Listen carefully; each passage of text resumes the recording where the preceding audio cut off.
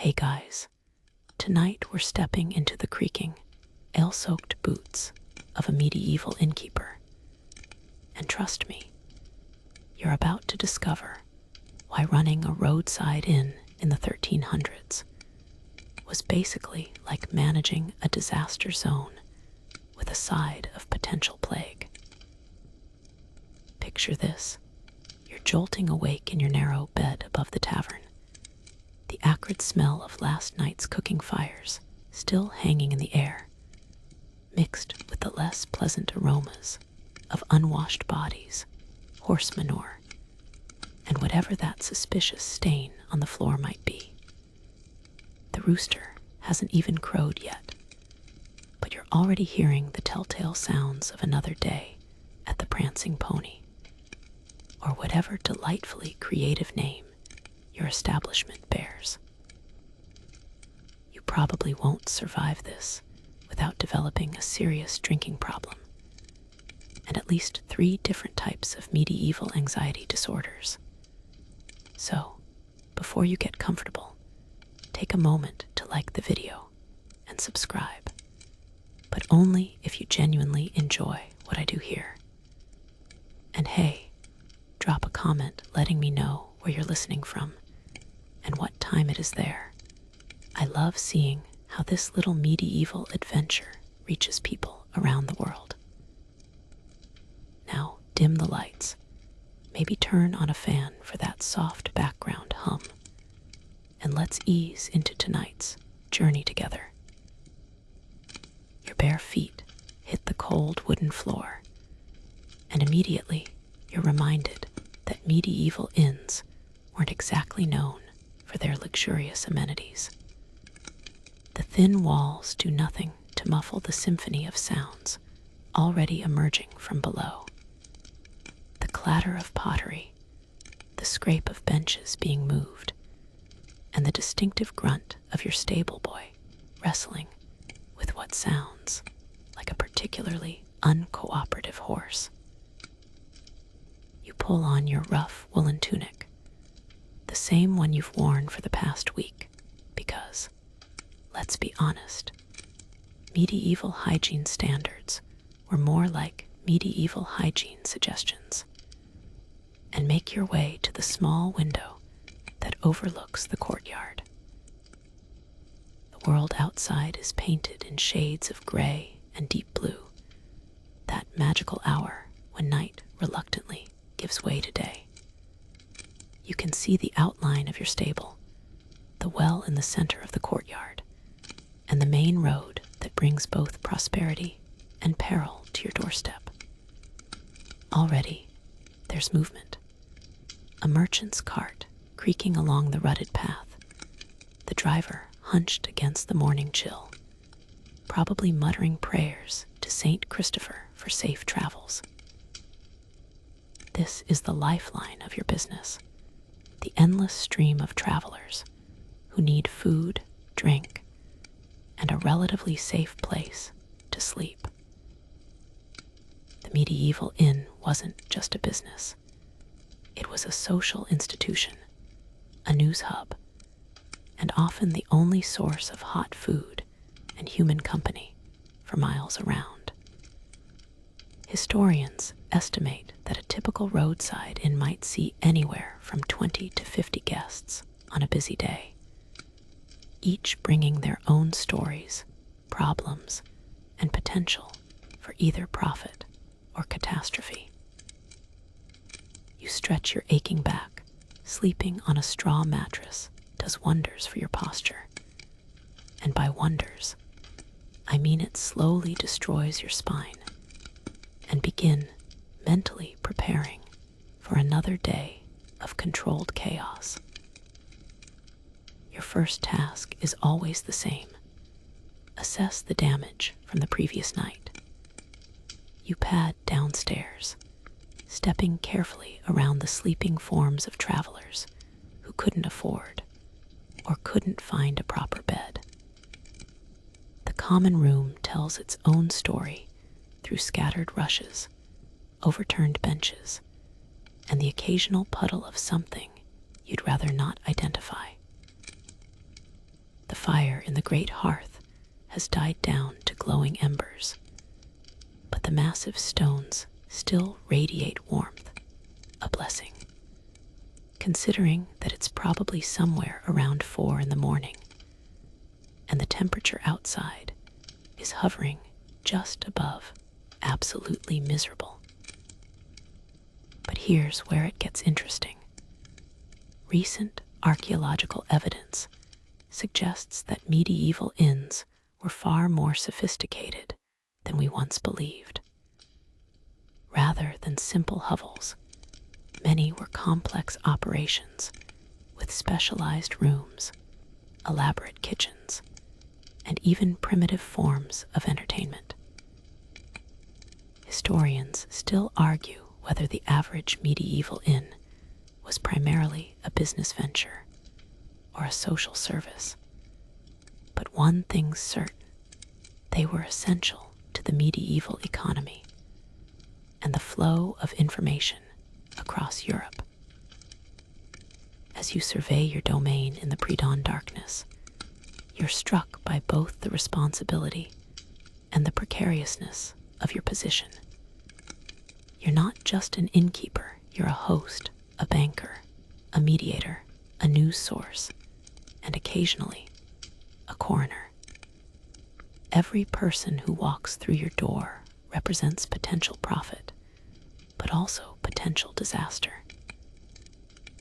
And in a world where bandits roam the roads, diseases spread like wildfire, and the local lord's mood can determine whether you prosper or perish, running an inn requires equal parts business acumen and survival instinct.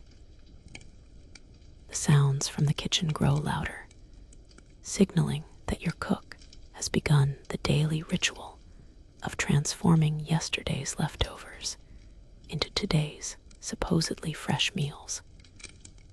You take a deep breath, square your shoulders, and prepare to dive into another day of medieval hospitality, where customer service meets mortal peril, and every sunrise brings new challenges to your doorstep.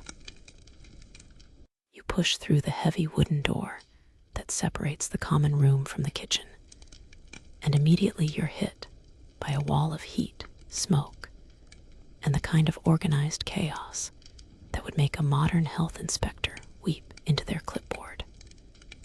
The kitchen is already a hive of activity, despite the early hour, because in the medieval world, food preparation wasn't just about cooking. It was about survival, preservation, and the delicate art of making questionable ingredients taste like something approaching edible. Your head cook, a burly woman named Marta, who could probably arm wrestle a knight and win, is already elbow deep in bread dough, her massive arms working the mixture with the kind of violent enthusiasm that suggests she's either very passionate about baking or working through some serious personal issues. The fire in the cooking hearth roars like an angry dragon, and you can see the sweat already beading on her forehead as she kneads tomorrow's bread. Because yes, bread takes time, and in a world without instant anything, planning ahead is literally a matter of life and death.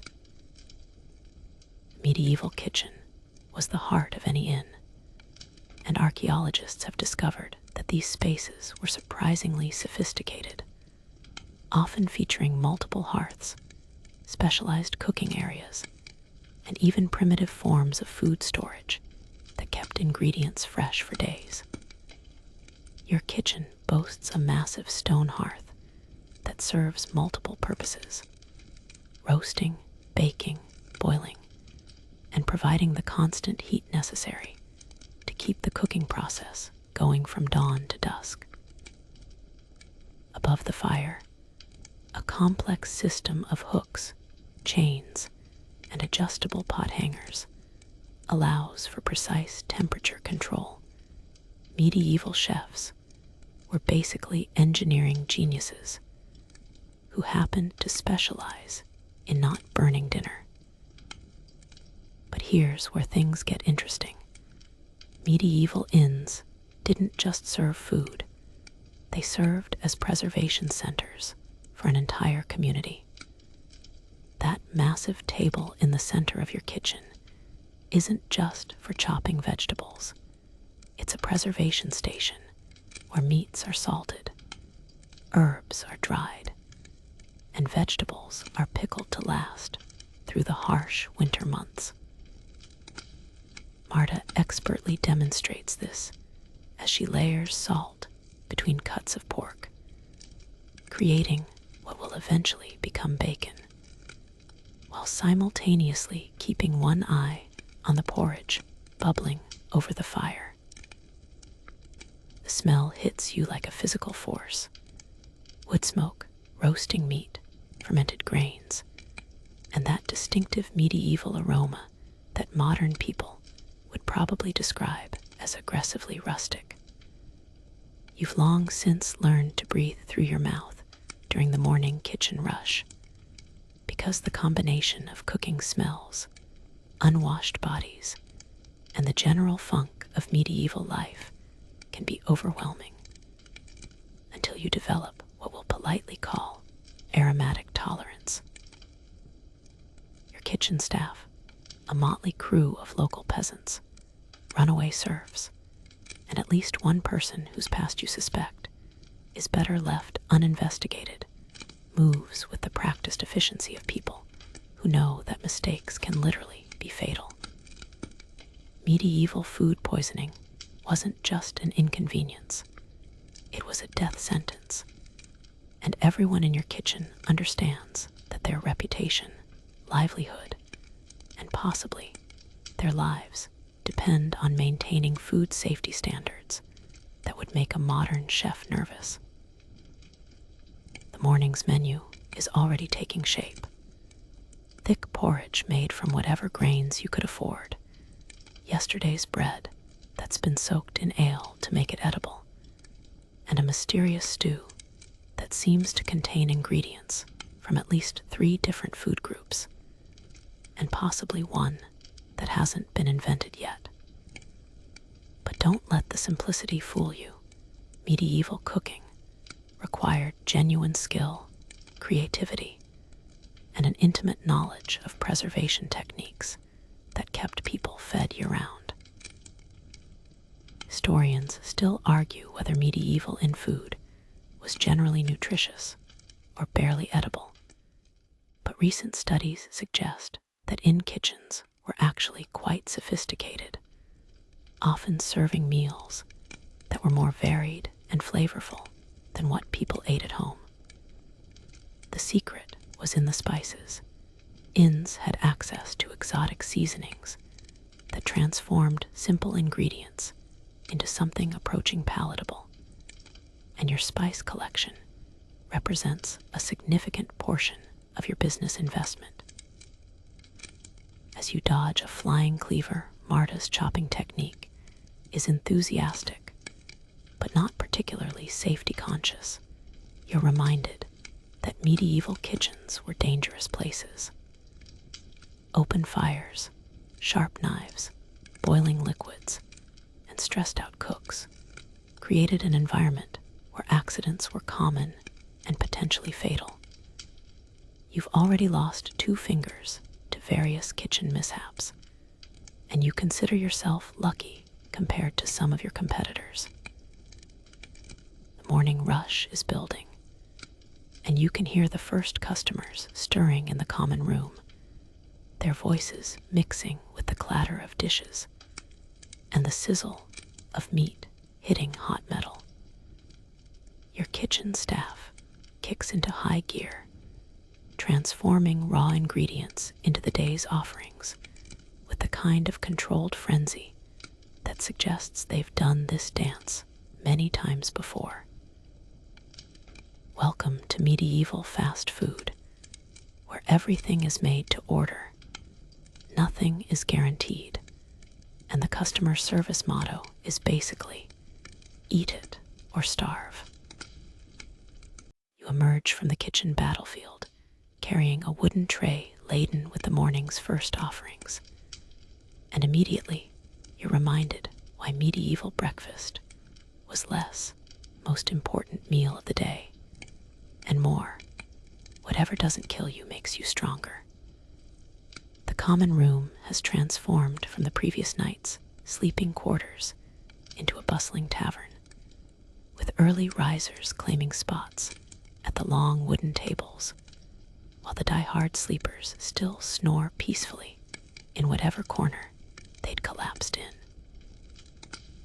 Your first customer of the day is a merchant who looks like he's been traveling for weeks, his clothes bearing the dust of a dozen different roads, and his eyes holding that slightly wild look that comes from too much time alone with your own thoughts.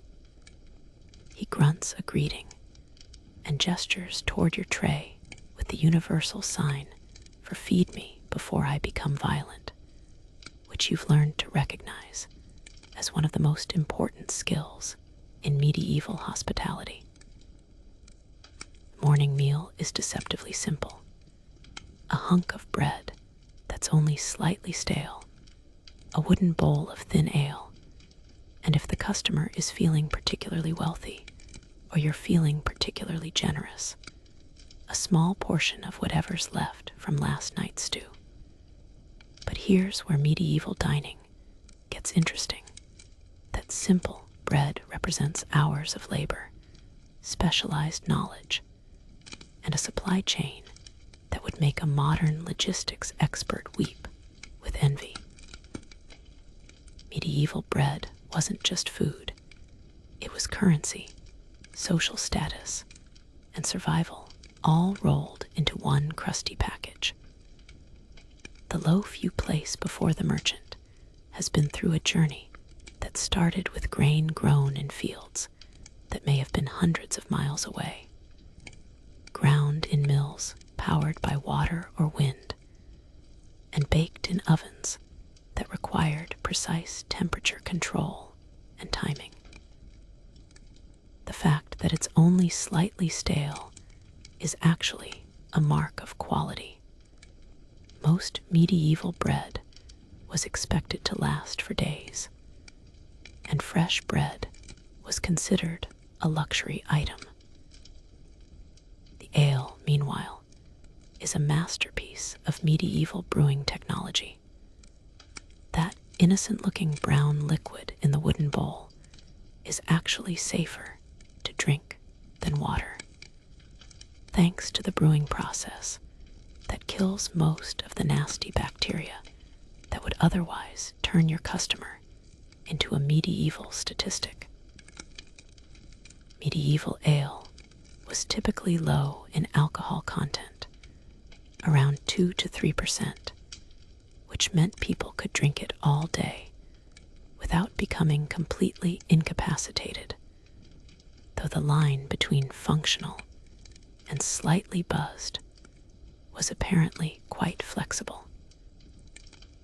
As you serve the merchant, you notice he's examining the bread with the practiced eye of someone who's learned to identify food quality by sight, smell, and probably divine intervention.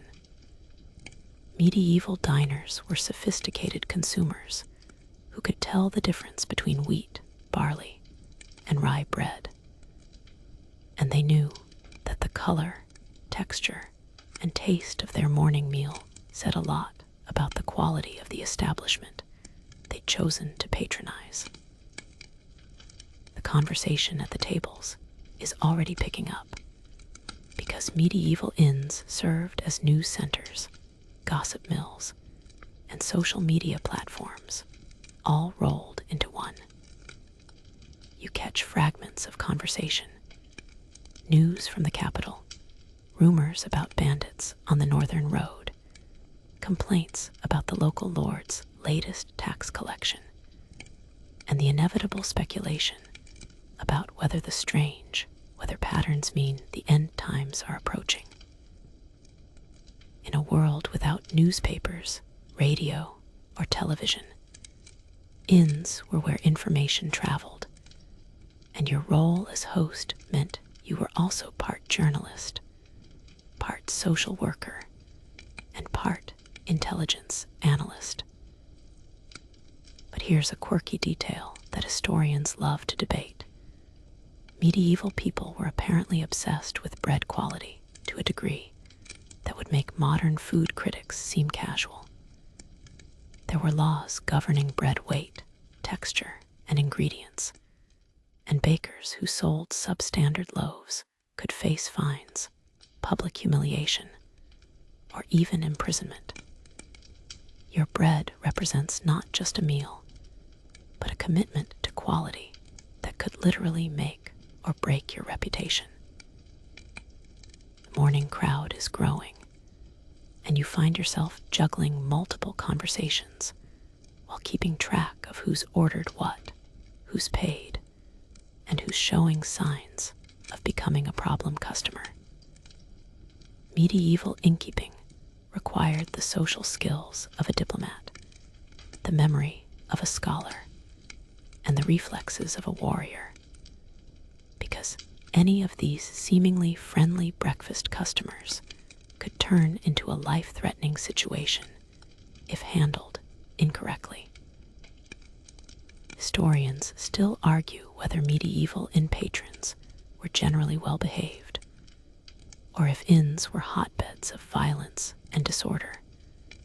But your experience suggests the truth is somewhere in between.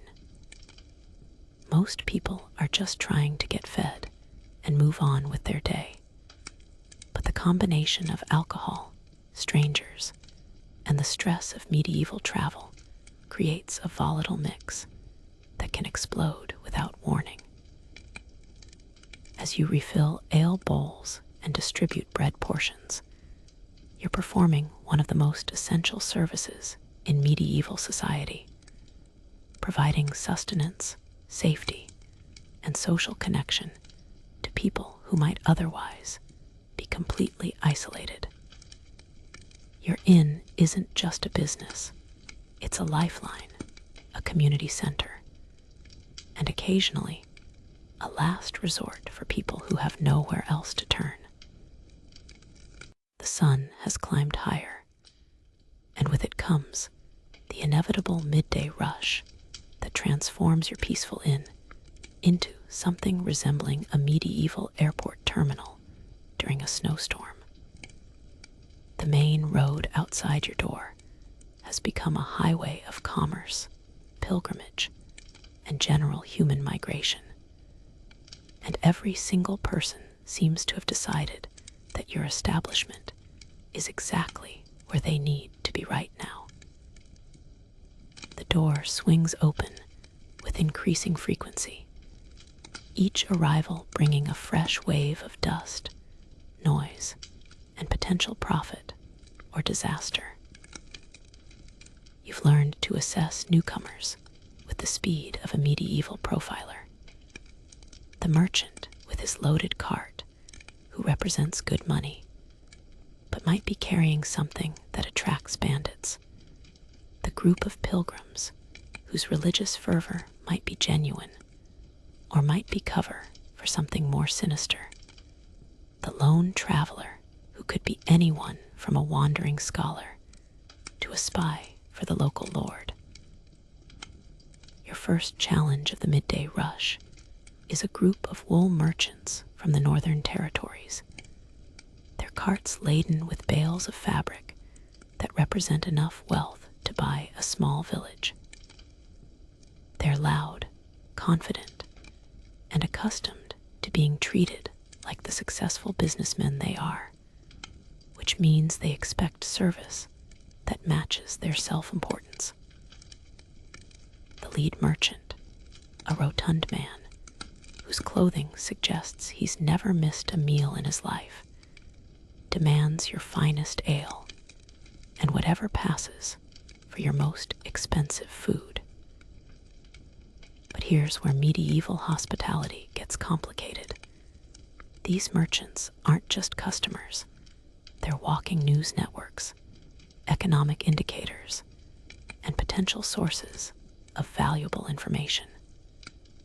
The wool trade was one of the most important industries in medieval Europe, and these men carry intelligence about market conditions, political situations, and economic trends that could affect everyone from local farmers to international traders. You serve them with the deference their wealth commands, while listening carefully to their conversation for any information that might be useful later.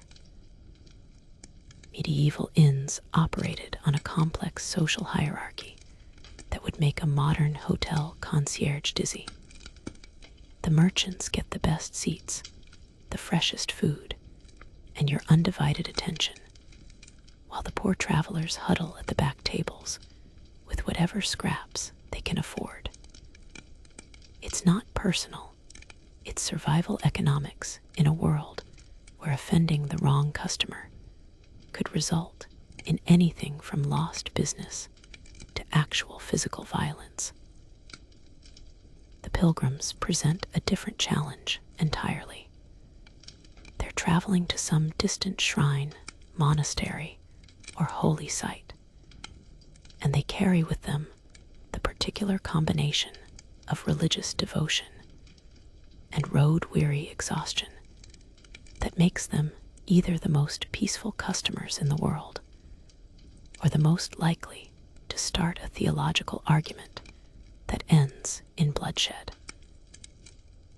Medieval pilgrimage was serious business, and these travelers often carried letters of introduction, religious relics, and enough stories of miraculous encounters to keep your common room entertained for hours. Your kitchen is working at full capacity now, with Marta and her crew producing an endless stream of bread, stew, roasted meat, and ale to feed the growing crowd. The medieval inn kitchen was essentially a medieval fast food operation, capable of serving dozens of customers simultaneously while maintaining food safety standards that were actually quite sophisticated for their time. The secret was preparation. Everything that could be cooked in advance was prepared early, and the final assembly happened quickly when orders came in. But here's a fascinating detail that most people don't know. Medieval inns often served as informal banks, currency exchanges, and credit agencies. Those merchants aren't just paying for their meal with coins. They're conducting complex financial transactions, exchanging letters of credit, and even arranging business deals that will affect trade routes across Europe. You find yourself handling foreign currency, evaluating creditworthiness, and occasionally serving as a witness to business agreements that involve more money than most people see in a lifetime.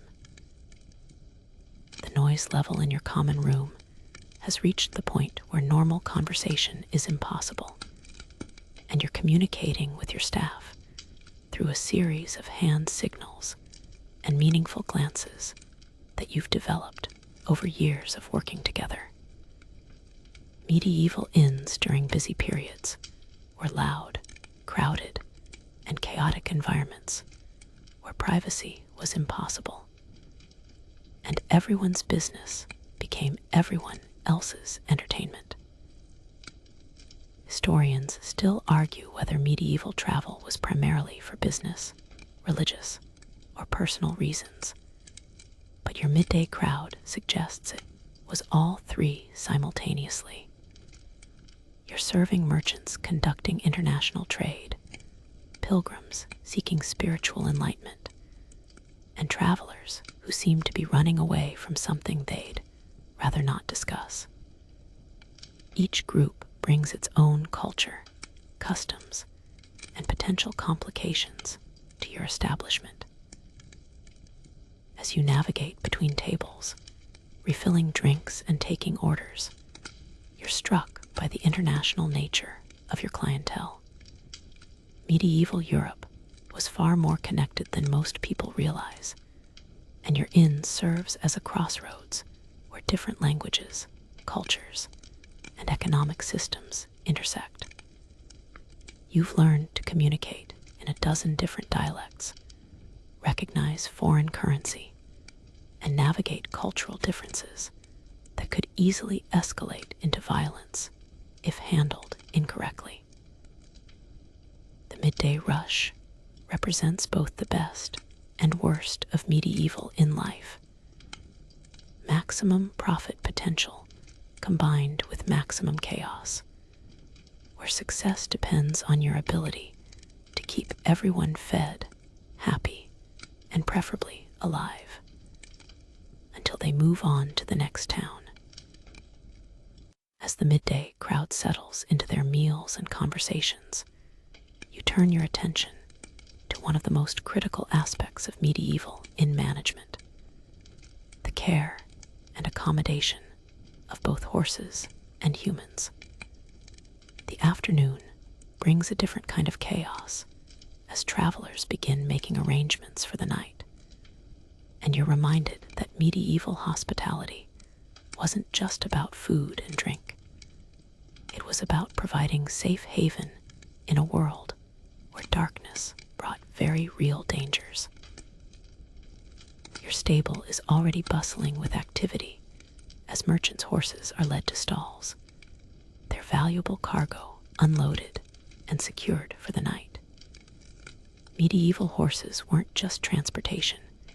They were expensive investments that represented months or years of savings, and their care was a matter of life and death for their owners. A lame horse could strand a traveler hundreds of miles from home, while a stolen horse could mean financial ruin and potentially fatal exposure to the elements. The stable boy, a gap-toothed youth whose enthusiasm for his work far exceeds his competence, is attempting to manage several horses simultaneously while clearly being intimidated by the larger animals. You step in to help, because in the medieval world, there was no such thing as specialized labor. Everyone did whatever needed to be done to keep the operation running. The horses themselves tell stories.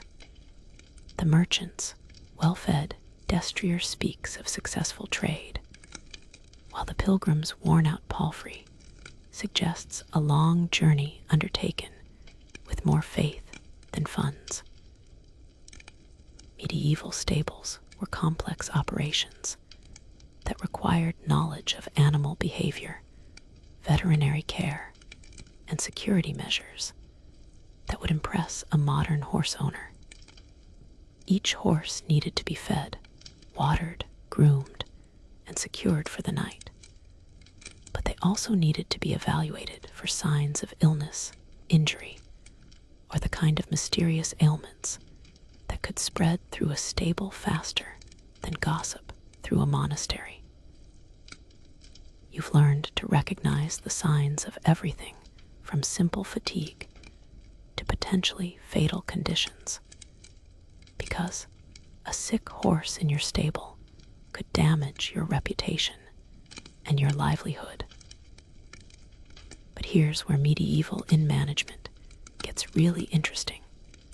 You're not just caring for animals, you're managing a complex social hierarchy that extends to the stable yard.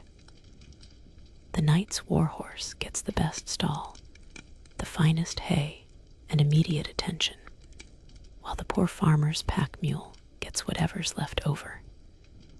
It's not personal, it's practical politics in a world where offending someone with enough social status could result in serious consequences. The afternoon also brings the delicate negotiation of sleeping arrangements. And this is where your diplomatic skills are truly tested. Medieval inns didn't operate on the modern hotel model of individual rooms with guaranteed privacy.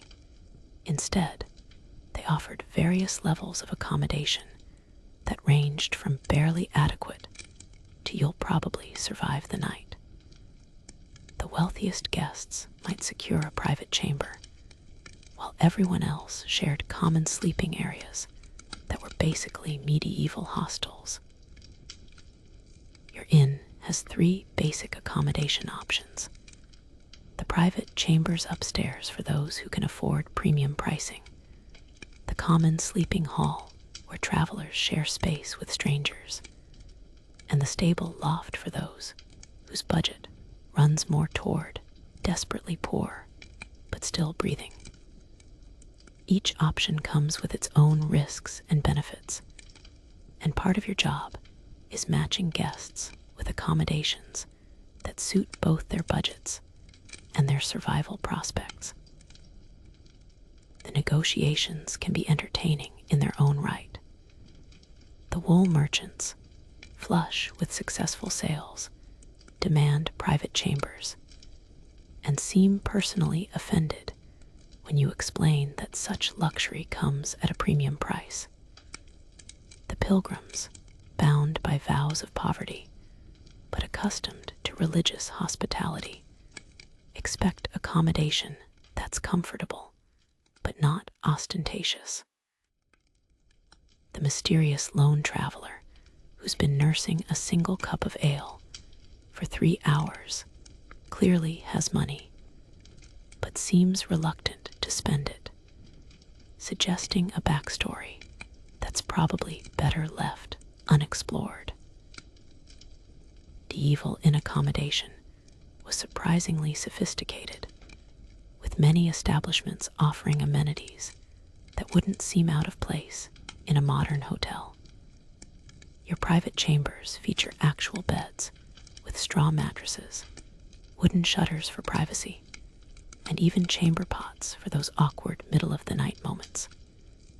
Historians still argue whether medieval travelers expected comfort or simply survival, but your experience suggests that people have always wanted the best accommodation they could afford. But here's a quirky detail that illustrates the complexity of medieval hospitality. You're also responsible for the security of your guests' belongings.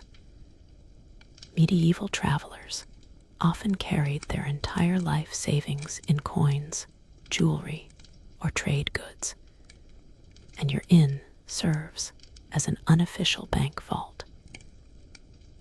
You maintain a secure storage area where valuable items can be locked away, but you also need to balance security with accessibility, because suspicious behavior could indicate anything from simple caution to criminal intent. As evening approaches and the last of the day's arrivals settle into their chosen accommodations, you realize that managing a medieval inn requires the skills of a hotel manager, a veterinarian, a security guard, and a diplomat, all while maintaining the kind of situational awareness that keeps you alive in a world where danger lurks around every corner. As shadows begin to lengthen across the courtyard, your attention turns to the evening's main event, the preparation and service of the day's principal meal. This isn't just dinner, it's a social institution, a business opportunity, and a culinary performance that will determine whether your guests sleep satisfied or spend the night plotting your demise.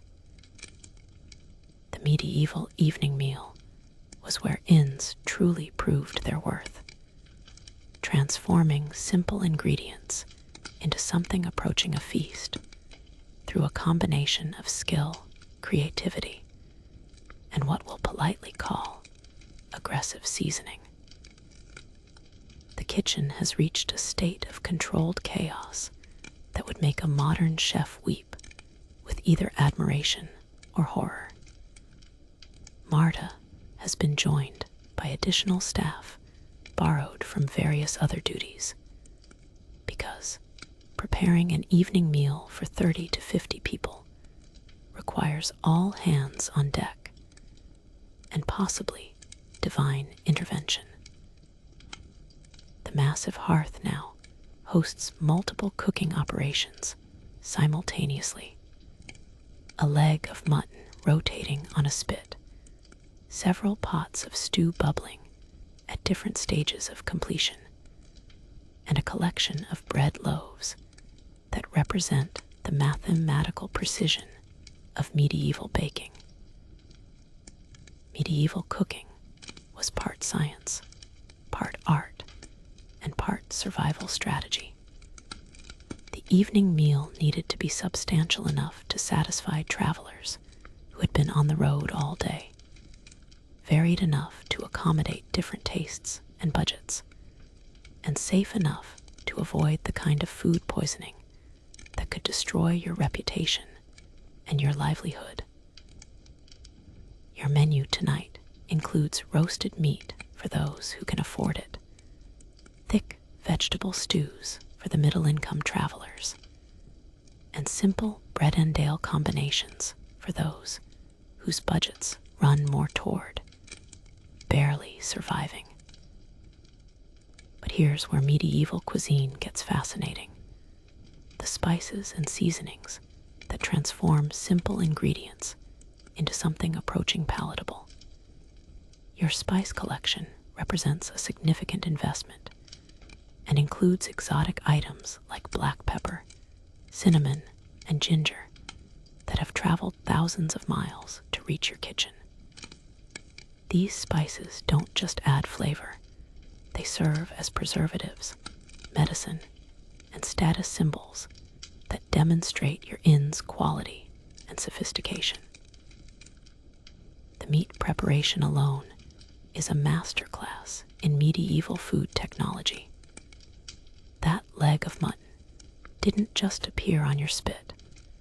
It was carefully selected from local suppliers, aged to the proper tenderness, and seasoned with a combination of herbs and spices that represents generations of culinary knowledge. The spit roasting technique requires constant attention and adjustment to ensure even cooking, and your kitchen staff rotates the duty because standing next to a roaring fire while manually turning a heavy piece of meat is exactly as uncomfortable as it sounds. Medieval food preservation was a matter of life and death, and your kitchen demonstrates techniques that kept people fed year-round in a world without refrigeration. The vegetables in your stews have been pickled, dried, or stored in root cellars that maintain consistent temperatures. The meat has been salted, smoked, or preserved in fat to prevent spoilage. Even the bread represents sophisticated preservation techniques designed to remain edible for days or even weeks if properly stored. Your customers are beginning to gather in anticipation of the evening meal, and the atmosphere in the common room is shifting from the business-focused energy of the afternoon to something more social and relaxed. Medieval dinner was a communal experience where strangers shared tables, stories, and sometimes personal information that was probably better kept private. The evening meal transformed your inn from a simple business establishment into a temporary community where people from different backgrounds and destinations came together around the universal need for food and companionship. The serving logistics alone are impressive in their complexity.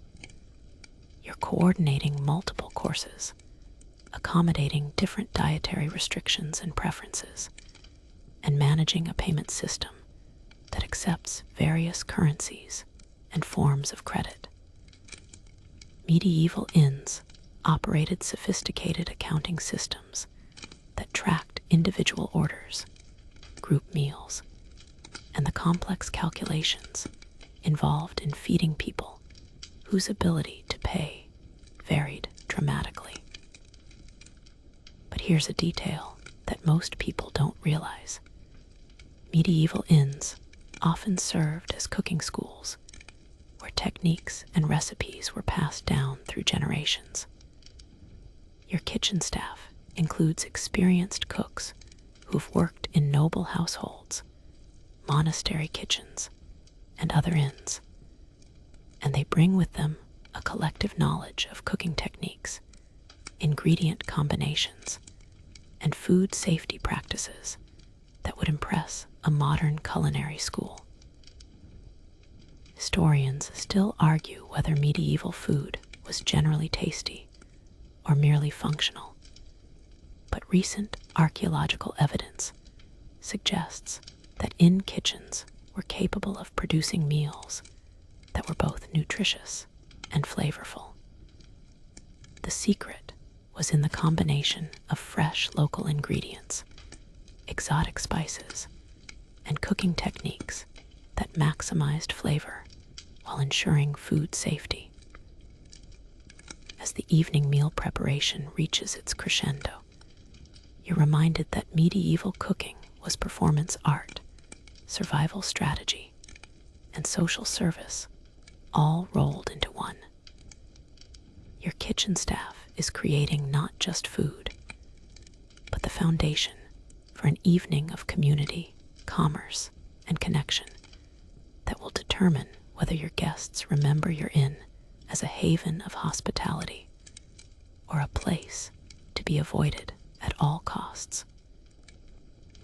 The evening meal service begins with the ceremonial ringing of the dinner bell, a sound that transforms your inn from a relatively peaceful establishment into something resembling a medieval feeding frenzy. Guests abandon their afternoon conversations, settle their business deals, and converge on the common room with the focused intensity of people who understand that good food is both a pleasure and a necessity in a world where the next meal is never guaranteed. The seating arrangement alone is a masterclass in medieval social dynamics. The wool merchants, flush with their successful afternoon trades, claim the table closest to the hearth where they can display their prosperity while staying warm. The pilgrims, bound by religious vows, but not necessarily by vows of humility, arrange themselves at a table that allows them to observe the room while maintaining an air of spiritual superiority. The mysterious lone travelers scatter throughout the room, each choosing positions that provide good sightlines to all entrances, a habit that suggests they've learned to expect trouble from experience.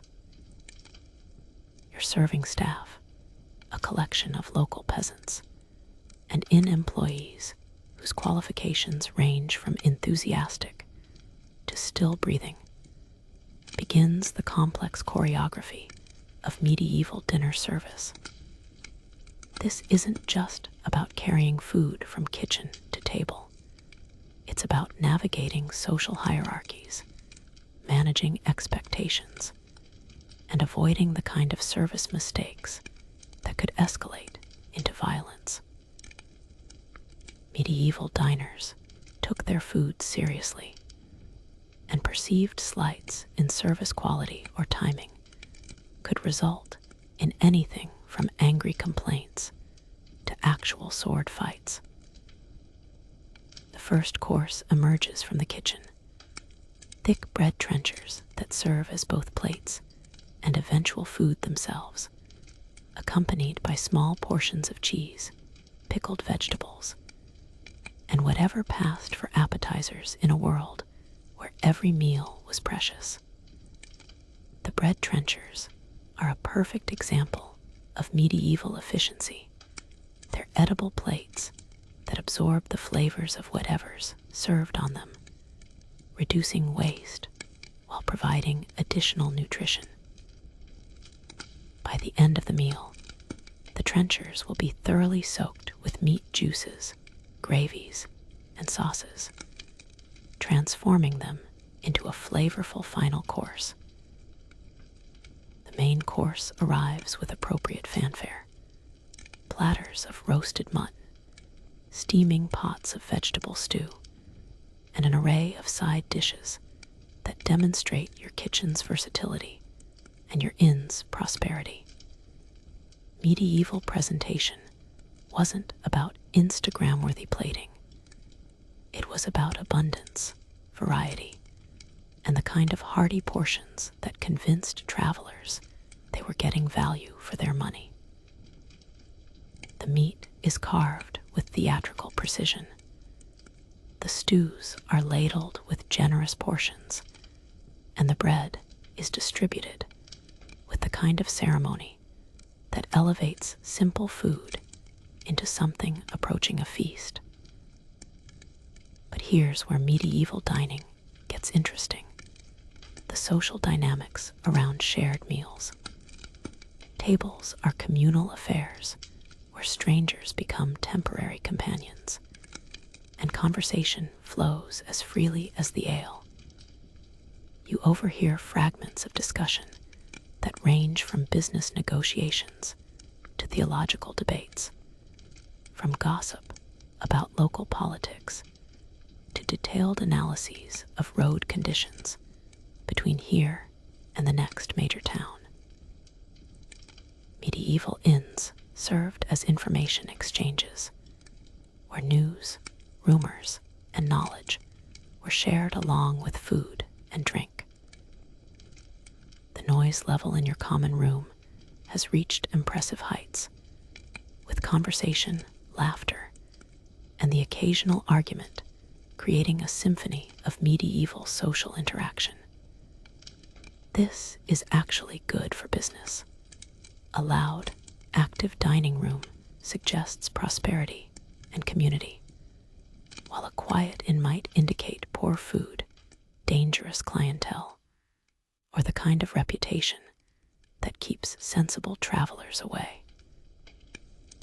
Your role during dinner service is part waiter, part diplomat, and part riot control specialist.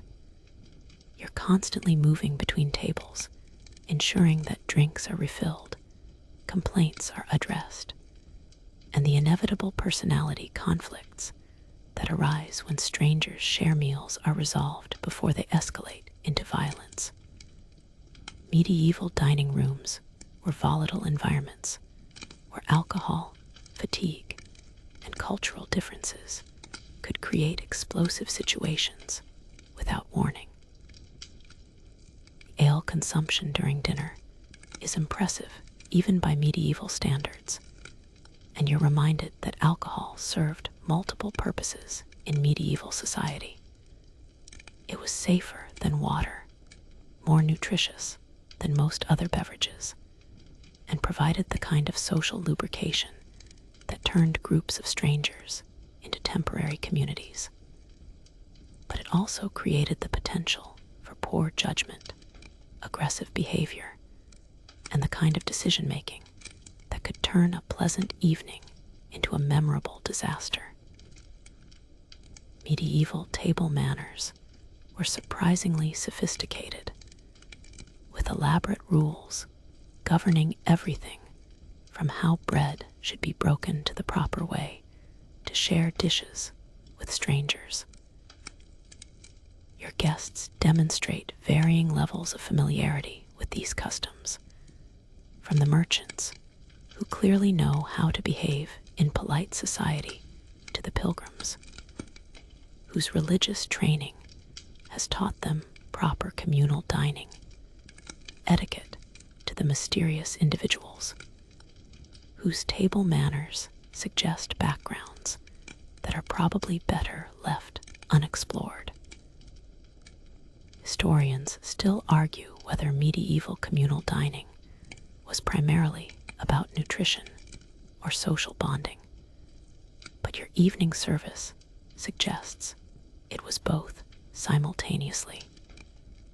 The meal provides essential calories and nutrients, but it also creates temporary communities, facilitates business relationships, and provides the kind of human connection that makes medieval travel bearable rather than merely survivable. As the evening progresses and the ale continues to flow, you're reminded that dinner service in a medieval inn wasn't just about feeding people. It was about creating an experience that would make travelers want to return, recommend your establishment to others, and remember your inn as a bright spot in the challenging world of medieval travel. As the last of the dinner dishes are cleared and the evening settles into its more relaxed phase, your inn undergoes its nightly transformation from dining establishment to entertainment venue. This is when the real character of medieval inn life emerges, as the combination of good food, flowing ale, and the relief of finding safe shelter for the night creates an atmosphere that can range from delightfully convivial to absolutely terrifying, sometimes within the span of a single conversation. The evening's entertainment begins organically, as it always does in medieval inns.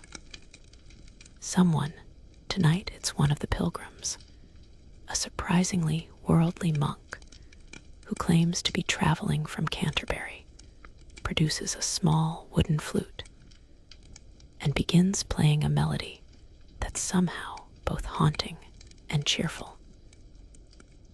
Medieval music wasn't just background noise. It was storytelling, news reporting, and social commentary, all rolled into one. And within minutes, half the room is humming along to tunes that have traveled hundreds of miles through oral tradition. But music is just the beginning of the evening's diversions.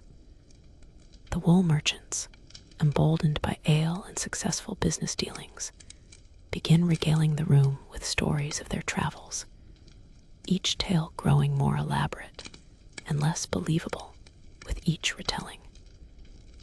Medieval storytelling was performance art, and these men understand that their audience expects not just information, but entertainment that makes the harsh realities of medieval life temporarily forgotten. Their stories range from encounters with bandits to miraculous escapes from wolves to romantic adventures that are probably completely fictional but thoroughly entertaining. The gambling starts shortly after the music because medieval people loved games of chance with an enthusiasm that would make a Las Vegas casino owner weep with envy. Dice appear from hidden pockets, cards are produced from traveling packs, and soon you have multiple gaming tables operating throughout your common room. Medieval gambling wasn't just recreation. It was a social activity that could determine a traveler's fate, turning a successful merchant into a penniless vagrant, or elevating a poor pilgrim to temporary prosperity. Your role during the evening entertainment is delicate and crucial. You need to maintain an atmosphere that's lively enough to keep customers drinking and spending, but controlled enough to prevent the kind of violence that could destroy your reputation and your business. Medieval in entertainment walked a fine line between harmless fun and deadly serious conflict, and experienced innkeepers developed an almost supernatural ability to sense when festivities were about to turn dangerous. The conversations during evening entertainment reveal the complexity of medieval social life. You overhear discussions about everything from local politics to international trade, from religious theology to agricultural techniques. Medieval inns served as informal universities where knowledge was shared, debated, and sometimes violently disagreed upon.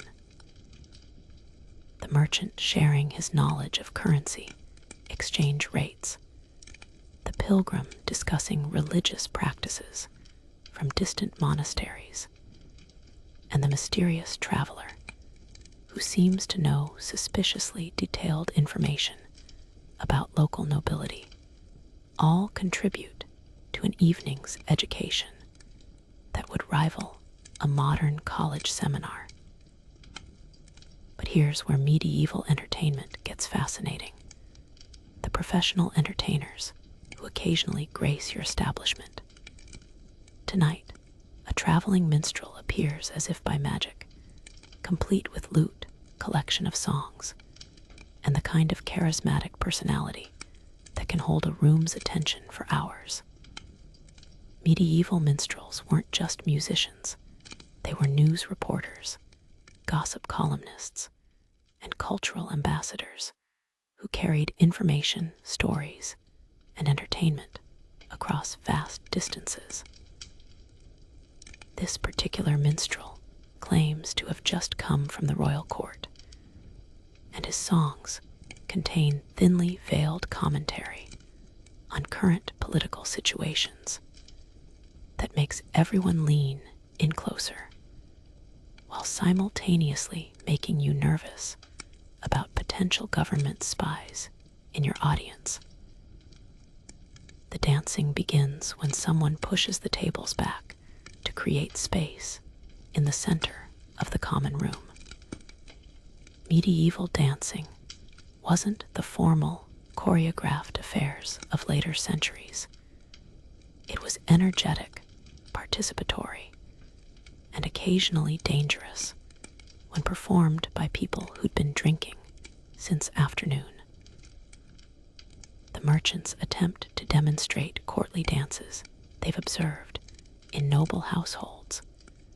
The pilgrims perform religious folk dances from their home regions, and everyone else improvises with varying degrees of success and personal safety.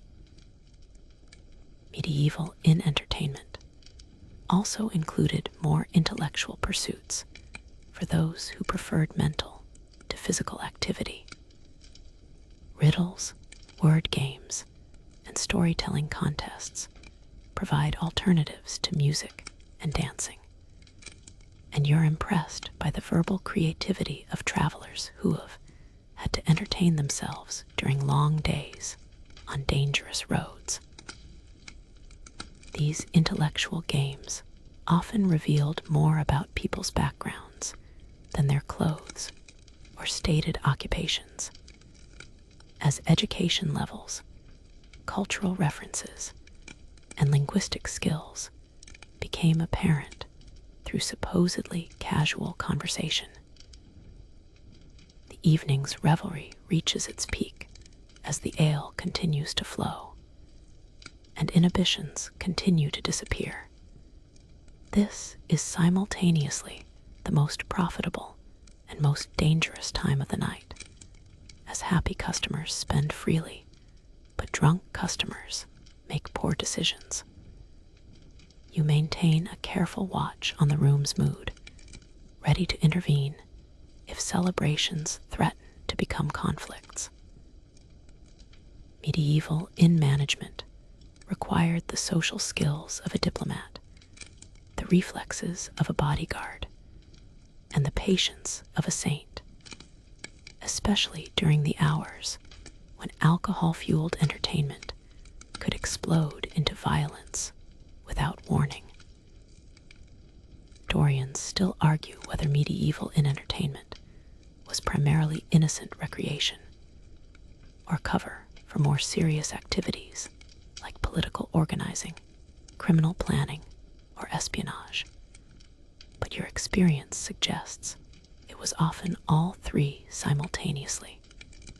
The same evening that provides harmless musical entertainment might also facilitate business deals, romantic encounters, and the kind of information exchanges that could influence everything from local politics to international trade. As the night deepens and the entertainment continues, you're reminded that medieval inns served as community centers, cultural venues, and social networks, all rolled into one. Your common room tonight hosts representatives from multiple countries, social classes, and occupations, all temporarily united by the shared human need for food, shelter, and companionship in a world that could be harsh, lonely, and dangerous. As the evening entertainment reaches its peak, and the ale continues to flow with alarming enthusiasm, you begin to notice the subtle signs that every experienced innkeeper learns to dread. The shift in conversation tone from jovial to argumentative, the way certain guests start eyeing each other with less than friendly interest, and that particular quality of laughter that suggests someone is about to make a spectacularly poor decision.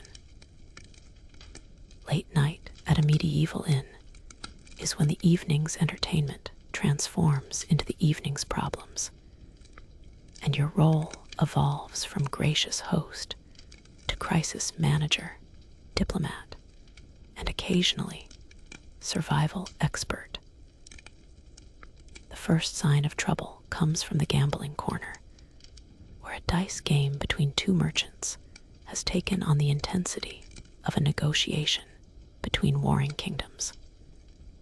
What started as friendly wagering has escalated into serious money, and you can see from across the room that one of the players, a cloth trader who's been drinking steadily since afternoon, is betting far more than he can afford to lose.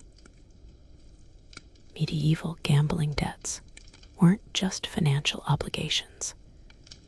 They were matters of honor that could result in violence, lawsuits, or the kind of reputation damage that could destroy a man's livelihood across multiple kingdoms. You approach the gaming table with the careful diplomacy of someone who's learned that intervening in gambling disputes requires the social skills of a peace negotiator and the survival instincts of a battlefield medic. The losing merchant is indeed in over his head, having wagered not just his available cash, but also his trading goods, his horse, and apparently his dignity. His opponent, a wool merchant who clearly has more experience with both dice and human nature, is pressing his advantage with the kind of merciless efficiency that suggests this isn't his first time extracting maximum profit from someone else's poor judgment. But gambling disputes are just the beginning of your late-night challenges. The combination of alcohol, strangers, cultural differences, and the stress of medieval travel creates a volatile mix that can explode into violence over seemingly insignificant issues. Tonight's potential flashpoint involves a theological argument between the pilgrims and a group of merchants over the proper interpretation of some obscure religious doctrine. Medieval religious debates weren't academic discussions. They were passionate disagreements that could escalate into accusations of heresy, which in turn could result in anything from social ostracism to actual physical violence. The romantic complications add another layer of complexity to your evening crisis management. Medieval inns were places where people from different social classes, cultures, and marital statuses were thrown together in close quarters, often with predictable results. Tonight, a merchant's wife who's traveling with her husband's trading party has attracted the attention of several male guests, creating a situation that combines sexual tension, social protocol violations, and the potential for jealous rage into one explosive package. Medieval adultery accusations could result in duels, family feuds, and the kind of scandal that followed people across multiple kingdoms. Your kitchen staff reports the first theft of the evening. Someone has made off with a significant portion of food from the storage area, suggesting either desperate hunger or professional criminal activity. Medieval inn theft was a serious problem that could escalate quickly, as accusations of stealing often led to searches, confrontations, and the discovery of additional criminal activity. You need to investigate without creating panic, identify the culprit without falsely accusing innocent guests, and resolve the situation without destroying the evening's atmosphere or your inn's reputation. The mysterious death that occurs around midnight, because of course there's a mysterious death, presents your most serious challenge of the evening. One of the lone travelers, a man who'd been nursing a single cup of ale while observing the room with suspicious intensity, is discovered collapsed in the stable yard with no obvious cause of death.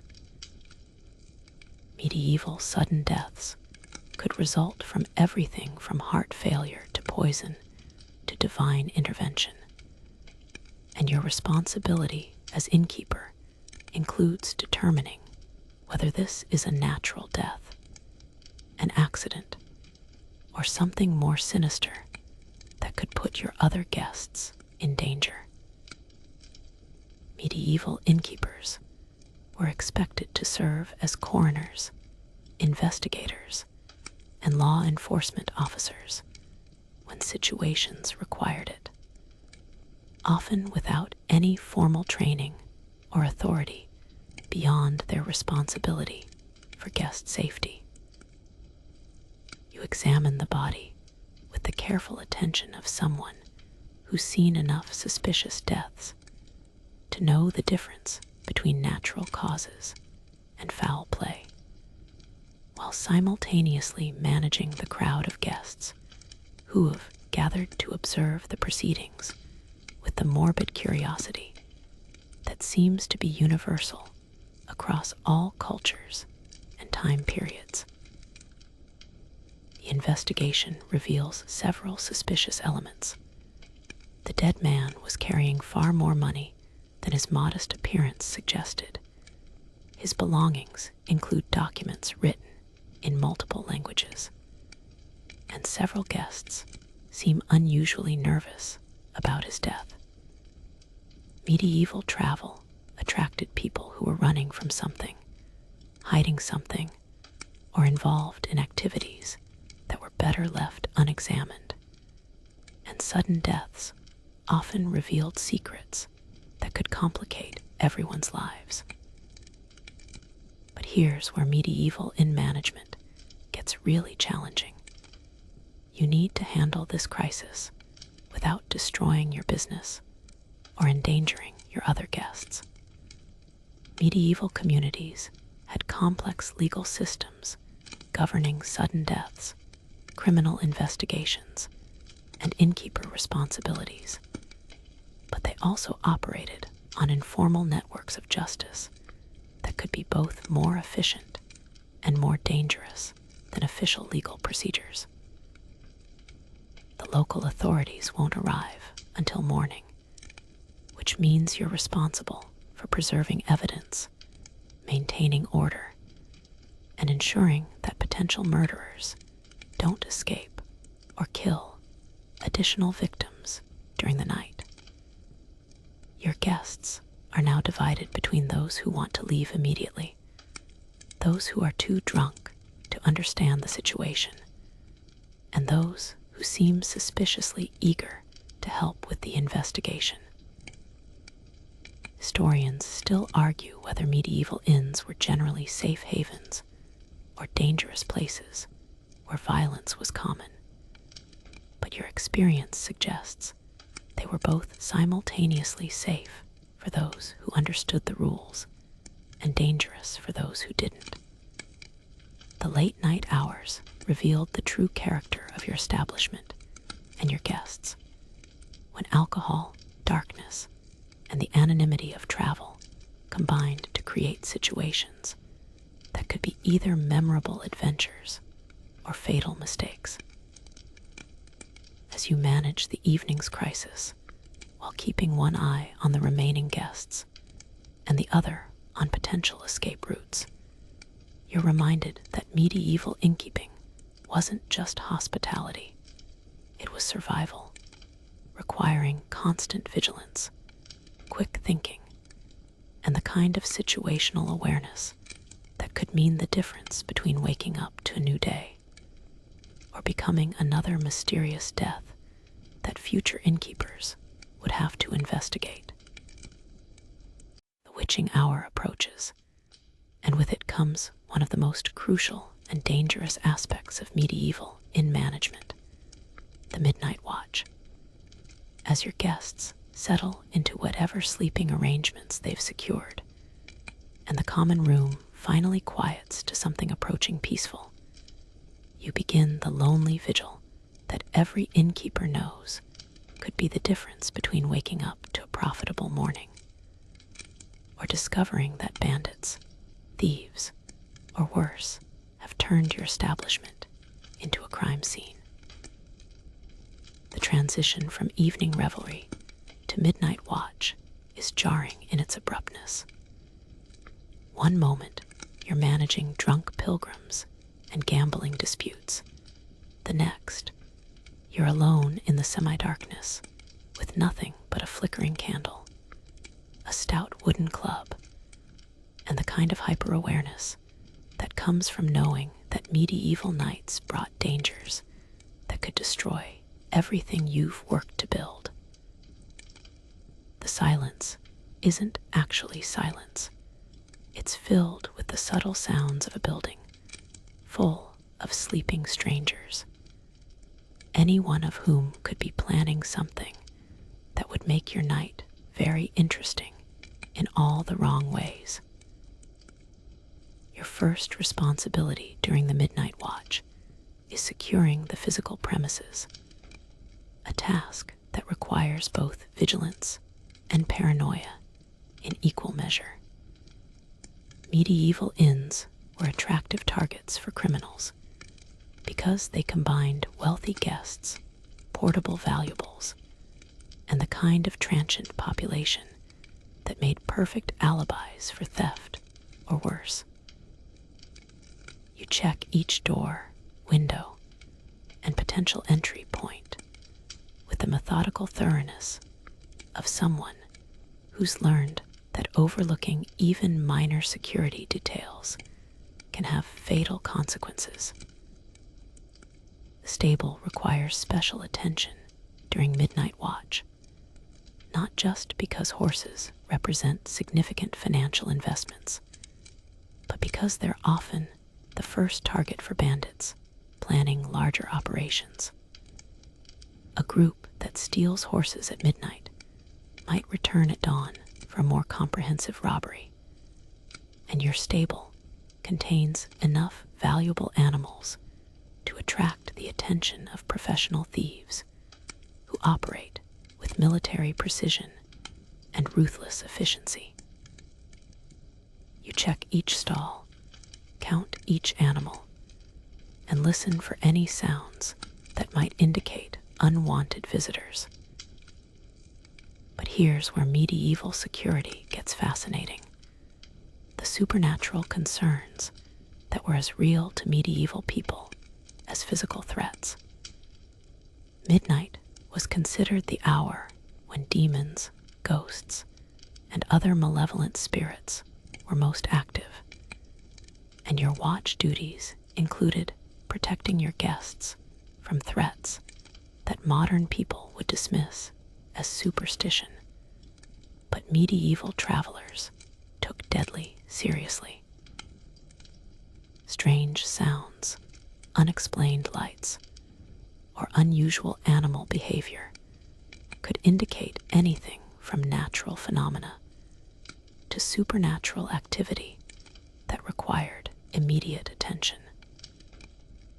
The psychological aspects of midnight watch are as challenging as the physical security concerns. Medieval nights were dark in ways that modern people can't imagine. No streetlights, no electric signs, no glowing screens to provide ambient illumination. Your world during midnight watch consists of whatever light your candle provides and whatever sounds penetrate the darkness beyond your small circle of visibility. This isolation creates a heightened state of awareness where every creak, whisper, or movement could indicate imminent danger. Your guests present their own midnight watch challenges as people behave differently in the dark hours when they think no one is watching. Medieval inns attracted individuals who conducted their most sensitive business under cover of darkness, and your midnight watch often reveals activities that were carefully hidden during daylight hours.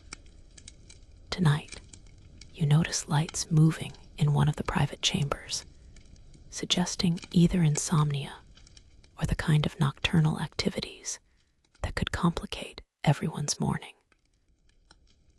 The watch duties also include monitoring the common room, where late-night conversations sometimes reveal information that changes your understanding of who your guests really are and what they're actually doing at your inn.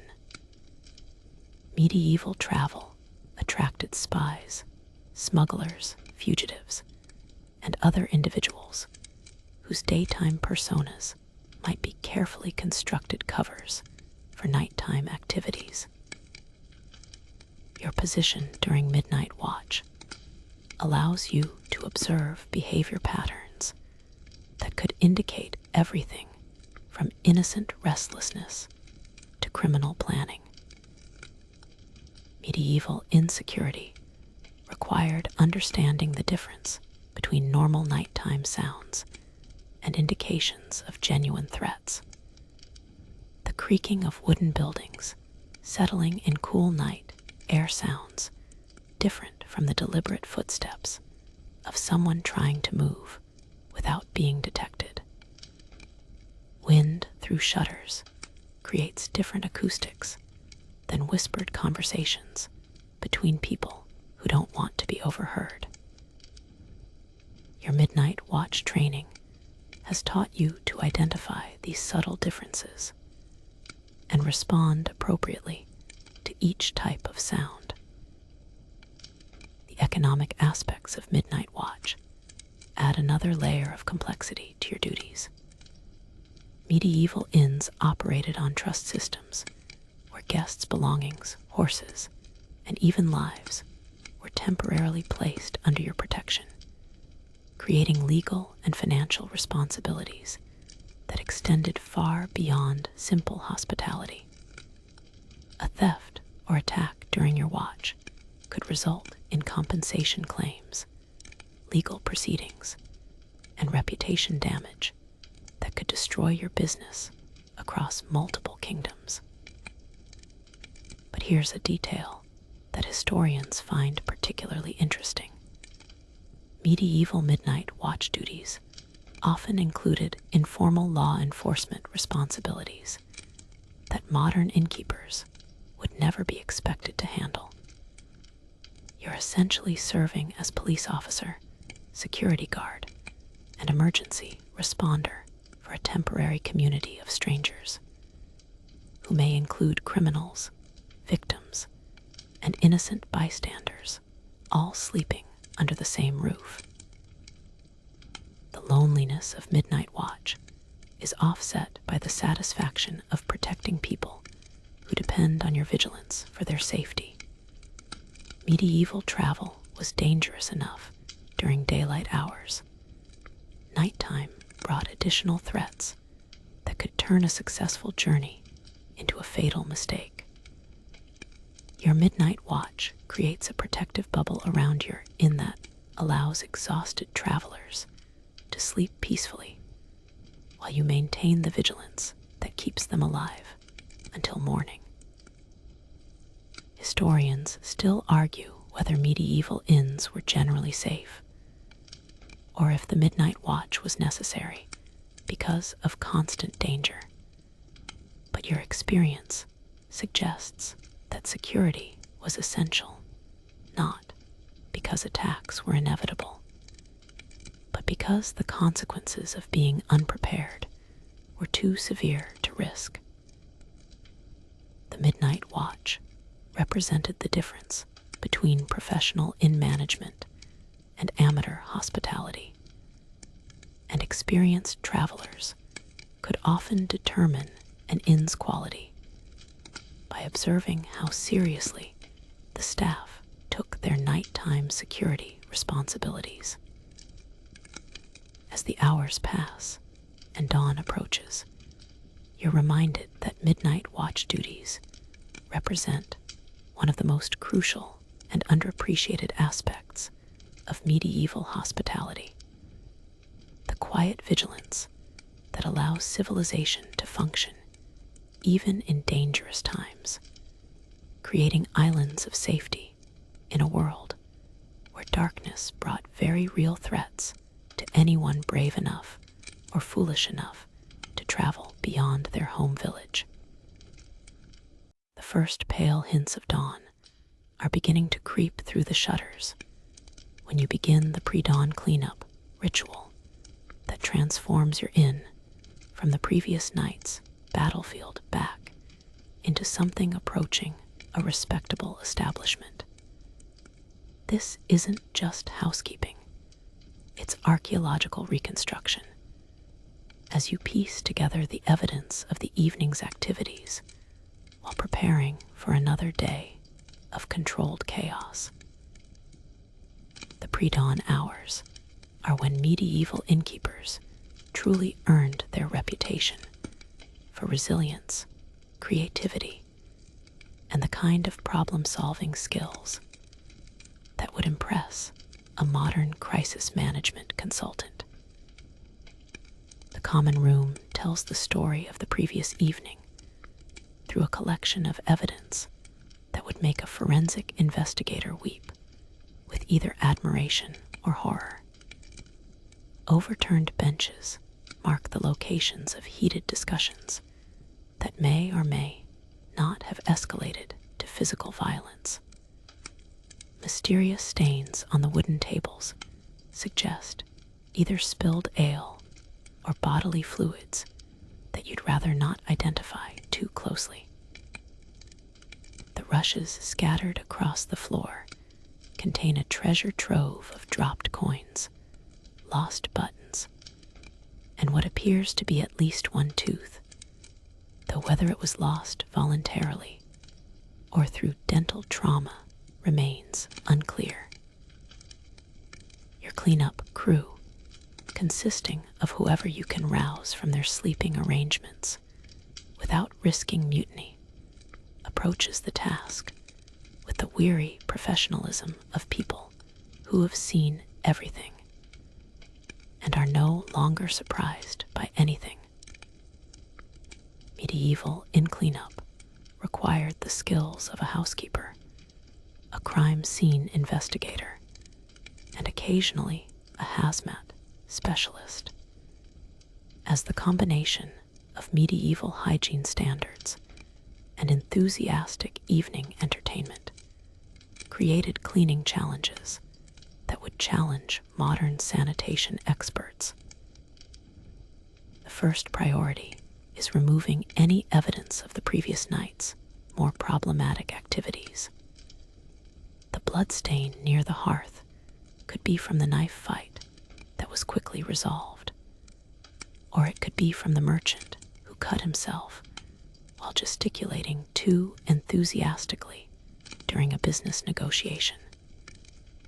The broken pottery scattered near the pilgrim's table suggests either an accident or a theological disagreement that got out of hand. Each piece of debris tells a story, and part of your job is determining which stories need to be forgotten for everyone's benefit. The mysterious death from the previous evening adds complexity to your cleanup routine, as you need to preserve evidence while maintaining normal operations. Medieval innkeepers were expected to balance law enforcement responsibilities with business needs, often without clear guidance on which should take priority. The area around the stable where the body was discovered requires careful attention, as disturbing potential evidence could complicate the official investigation, while ignoring the cleanup could damage your reputation with living customers. But here's where medieval inn management gets fascinating. The recycling and waste management systems that modern people would find both ingenious and revolting. Nothing was truly wasted in the medieval economy, and your cleanup routine includes salvaging everything that can be reused, repurposed, or sold to someone who might need it. The leftover food scraps go to feed pigs. The used rushes become compost for gardens, and even the contents of chamber pots serve agricultural purposes that demonstrate medieval resourcefulness. The financial accounting that accompanies pre-dawn cleanup is as complex as any modern business operation. You need to reconcile the previous day's income with expenses, account for damaged property, calculate compensation for any thefts or losses, and prepare invoices for guests who conducted business on credit. Medieval inns operated sophisticated accounting systems that tracked individual transactions, group payments, and the kind of complex financial arrangements that facilitated medieval commerce. Your staff moves through the cleanup routine with practiced efficiency, each person handling specific responsibilities that have been refined through years of experience. Medieval in operations required teamwork that rivaled military units, as everyone needed to understand their role in the complex process of transforming chaos back into order. The cook begins preparing breakfast while simultaneously cleaning the kitchen. The stable boy tends to animals while cleaning stalls, and you coordinate everything while maintaining security watch. The inventory check that accompanies cleanup often reveals interesting information about your guests and their activities. Missing items might indicate theft, but they could also suggest emergency departures, forgotten belongings, or the kind of mysterious circumstances that surrounded some of your more enigmatic customers. Medieval inns served as temporary storage facilities for people whose lives were often more complicated than their public personas suggested. The preparation for the new day begins even as cleanup continues, because medieval inns operated on cycles that allowed no time for complete rest or recovery. Fresh rushes are scattered on the cleaned floors. Tables are repositioned for optimal traffic flow, and the hearth is rebuilt to provide warmth and cooking capability for another day of operations. This preparation requires both physical labor and strategic thinking, as the arrangement of your common room influences customer behavior, social dynamics, and business success. Medieval inn cleanup also included maintenance tasks that kept your establishment functional and attractive to potential customers. Broken furniture needed repair, damaged fixtures required attention, and the general wear and tear of hosting dozens of strangers daily demanded constant vigilance and immediate response. Your inn represented a significant financial investment that required ongoing maintenance to protect both its value and its reputation. But here's a detail that illustrates the complexity of medieval inn management: the information management that accompanied physical cleanup. The previous evening's conversations, business dealings, and social interactions produced intelligence that could be valuable, dangerous, or both simultaneously. Medieval innkeepers were unofficial information brokers who needed to remember what they'd heard, forget what they'd seen, and navigate the complex social and political implications of hosting people whose activities might affect everyone from local merchants to international diplomats. Historians still argue whether medieval inns were generally well maintained, or if the constant influx of travelers created impossible cleaning challenges. But your experience suggests that successful inns maintained high standards through constant vigilance and systematic approaches to what modern people would call facilities management.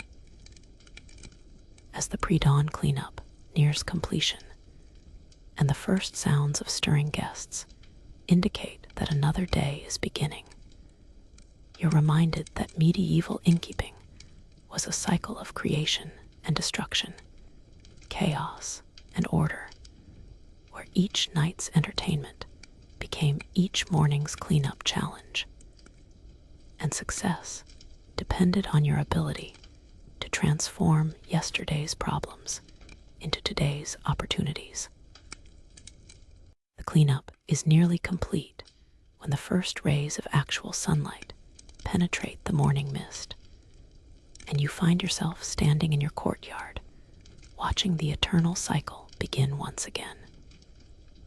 The road that brought yesterday's collection of merchants, pilgrims, and mysterious strangers is already showing signs of new activity as early travelers begin their daily journeys, and your inn prepares to welcome another day's worth of potential customers, problems, and adventures.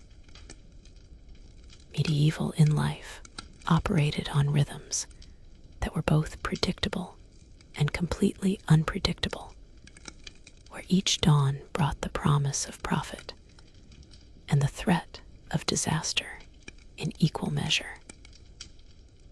The morning assessment reveals the success and challenges of the previous day's operations. Your inn survived another night without major catastrophe, your guests are mostly alive and accounted for, and your profits exceeded your losses by a margin that suggests you might actually make it through another week of medieval hospitality. The mysterious death has been reported to local authorities. The gambling disputes were resolved without bloodshed, and the romantic complications were managed without triggering any family feuds that could complicate future business. Your regular customers are already stirring, beginning their morning routines with the practiced efficiency of people who understand that medieval travel required early starts and constant vigilance. The merchants are checking their goods and preparing for another day of commerce. The pilgrims are conducting morning prayers while simultaneously calculating travel distances, and the mysterious individuals are doing whatever mysterious individuals do when they think no one is watching. Each group represents different challenges and opportunities for your inn, and your role is to provide services that meet their needs while protecting your own interests. The kitchen is already producing the aromas that signal another day of medieval cuisine, as yesterday's leftovers are transformed into this morning's breakfast offerings through the kind of culinary creativity that turns potential disasters into profitable meals. Medieval cooking required constant adaptation, resourcefulness, and the ability to make appetizing meals from whatever ingredients were available, affordable, and safe to consume. Your kitchen staff demonstrates these skills daily, creating meals that satisfy customers while maintaining the food safety standards that keep your inn's reputation intact. The cycle of medieval inn life is both exhausting and exhilarating, demanding constant attention to details that could affect everything from daily profits to long-term survival. Each dawn brings new faces, new stories, and new challenges that test your skills as host, diplomat, security expert, and crisis manager. The predictable unpredictability of inn life means that you never know whether the day will bring routine business or extraordinary circumstances that require every ounce of experience and intuition you've developed. But here's what makes medieval inn life ultimately rewarding: the knowledge that you're providing essential services in a world where hospitality could mean the difference between successful journeys and tragic endings. Your inn serves as a beacon of civilization along dangerous roads, offering food, shelter, and human companionship to people who might otherwise face the medieval world alone. The merchants who conduct business at your tables, the pilgrims who find spiritual fellowship in your common room, and even the mysterious travelers who seek anonymity in your establishment, all depend on your inn for services that go far beyond simple accommodation. The morning routine that begins each new day demonstrates the resilience and adaptability that characterize successful medieval businesses. You've learned to balance competing demands, manage complex social dynamics, and navigate the legal, economic, and cultural challenges that define medieval commerce. Your inn represents not just a business venture, but a commitment to maintaining the infrastructure that makes medieval travel, trade, and cultural exchange possible. Historians still argue whether medieval inns were primarily commercial enterprises or social institutions, but your daily experience suggests they were both simultaneously businesses that succeeded by serving social needs, creating temporary communities, and providing the kind of hospitality that transforms strangers into customers and customers into the foundation of long-term success. As you watch the sun climb higher and prepare for another day of medieval inn management, you're struck by the continuity of human needs across centuries and cultures. People need food, shelter, safety, and companionship, and your inn provides all four in an environment that celebrates both individual journeys and shared humanity. The merchants pursuing profit, the pilgrims seeking spiritual fulfillment, and the mysterious travelers escaping unknown pasts all find what they need in your establishment, creating the kind of temporary community that makes medieval travel bearable rather than merely survivable. And now, as another medieval dawn breaks over your inn and the cycle begins anew, let yourself sink deeper into the comfort of your modern bed, far from the smoke-filled common rooms and the constant vigilance that medieval life demanded.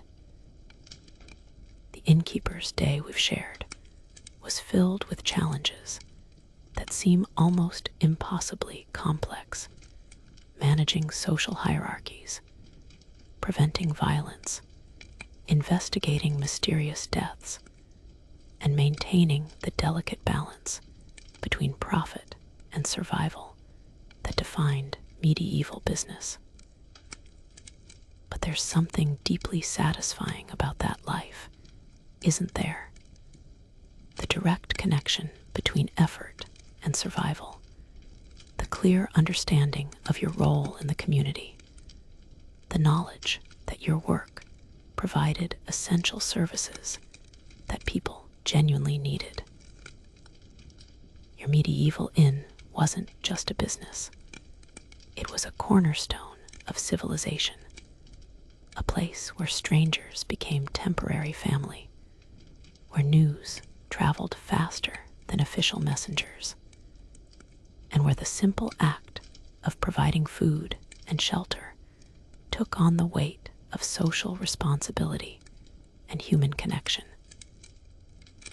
Let the sounds of your modern world fade away, the hum of electricity, the distant traffic, the electronic beeps and notifications that fill contemporary life.